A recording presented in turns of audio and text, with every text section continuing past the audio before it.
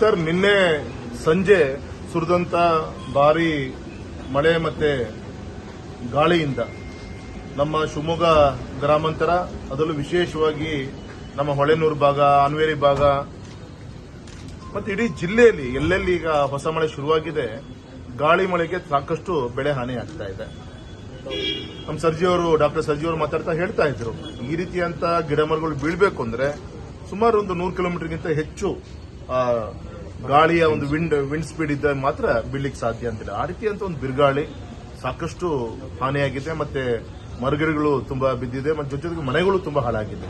ಹಾಗಾಗಿ ನಾವು ಇವತ್ತು ಇನ್ಚಾರ್ಜ್ ಜಿಲ್ಲಾಧಿಕಾರಿಗಳಂತ ಹೇಮಂತ್ ಅವರಿಗೆ, ಇವತ್ತು ನಮ್ಮ ಜಿಲ್ಲಾಧ್ಯಕ್ಷರಂತ ಜಗದೀಶ್ ಅವರ ಒಂದು ನೇತೃತ್ವದಲ್ಲಿ, ಮತ್ತೆ ನಮ್ಮ ಶಿವಮೊಗ್ಗ ಗ್ರಾಮಾಂತರದ ನಿಕಟಪೂರ್ವ ಶಾಸಕರಾದಂತಹ ಸನ್ಮಾನಿತ ಅಶೋಕ್ ನಾಯ್ಕ ಅವರ ನೇತೃತ್ವದಲ್ಲಿ ನಾವು, ಡಾಕ್ಟರ್ ಸರ್ಜಿ ಅವರು, ಗೌರವಿತ ನಮ್ಮ ಅರುಣ್ ಅವರು, ನಮ್ಮ ಪಕ್ಷದ ಪದಾಧಿಕಾರಿಗಳು ನಾವೆಲ್ಲರೂ ಕೂಡ ಸೇರಿ ಇವತ್ತು ಮನವಿಯನ್ನ ಸಲ್ಲಿಸಿದ್ದೀವಿ. ಹಾಗಾಗಿ ಆದಷ್ಟು ಬೇಗ ಅವರಿಗೆ ಪರಿಹಾರ ಕೊಡಬೇಕು.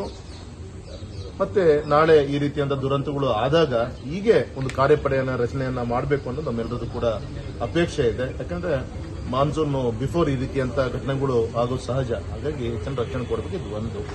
ಎರಡನೇ ನಮ್ದು ಒತ್ತಾಯ, ಹೋದ ಬಾರಿಯ ಒಂದು ಇನ್ಶೂರೆನ್ಸ್ ಏನು ಕ್ಲೈಮ್ ಆಯಿತು, ಕ್ರಾಪ್ ಇನ್ಶೂರೆನ್ಸ್ ಕ್ಲೈಮ್ ಆಯಿತು, ಸಾಕಷ್ಟು ಅನ್ಯಾಯ ಆಗಿದೆ. ನಮಗೆ ಇನ್ನೂ ಕೂಡ ಒಂದು 70-80 ಕೋಟಿ ನಮ್ಮ ರೈತರಿಗೆ ಬರಬೇಕಾಗಿತ್ತು. ಆ ದೃಷ್ಟಿಯಿಂದ ಸಾಕಷ್ಟು ಬಾರಿ ಸೈಂಟಿಫಿಕ್ ಆಗಿ ಹೋಮ್ವರ್ಕ್ ಮಾಡಿದ್ವಿ, ಪ್ರೂವ್ ಮಾಡಿದ್ವಿ. ಮತ್ತೆ ಗೌರವಂತ ಜಿಲ್ಲಾಧಿಕಾರಿಗಳು ಸರ್ಕಾರಕ್ಕೆ ಮನವಿಯನ್ನು ಸಲ್ಲಿಸಿಕೊಟ್ಟಿದ್ದಾರೆ. ಎಷ್ಟೆಷ್ಟು ರೈನ್ ಗೇಜ್ ಹಾಳಾಗಿದೆ, ಸುಮಾರು 70% ಹೆಚ್ಚು ರೈನ್ ಗೇಜ್ ಹಾಳಾಗಿದೆ. ಅದರಿಂದ ರೈತರಿಗೆ ಅನ್ಯಾಯ ಆಗಿದೆ. ಹಾಗಾಗಿ ಬರೀ ರಿಪೋರ್ಟ್ ಕೊಟ್ಟರೆ ಆಗಲ್ಲ, ಸರ್ಕಾರ ಇದಕ್ಕೆ ಗಮನ ಕೊಡಬೇಕು.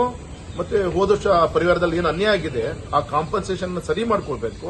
ಮತ್ತೆ ಈ ವರ್ಷದ ಕ್ಲೈಮ್ ಮುಂದಿನ ವರ್ಷಕ್ಕೆ ನಾಳೆ ಬರುತ್ತೆ, ಆ ಕ್ಲೈಮಲ್ಲೂ ಕೂಡ ಅನ್ಯಾಯ ಆಗಿರೋ ರೀತಿಯಲ್ಲಿ ಏನು ಪ್ರಿಕಾಷನರಿ ಮೆಜರ್ ವಹಿಸಿಕೊಳ್ಬೇಕು, ಆ ಕಡೆ ಗಮನ ಕೊಡಬೇಕು ಅಂತ ನಾನು ಈಗ ನಮ್ಮ ಜಿಲ್ಲಾಧಿಕಾರಿ ನಾವೆಲ್ಲರೂ ಕೂಡ ಒತ್ತಾಯನ ಮಾಡಿದ್ದೀವಿ.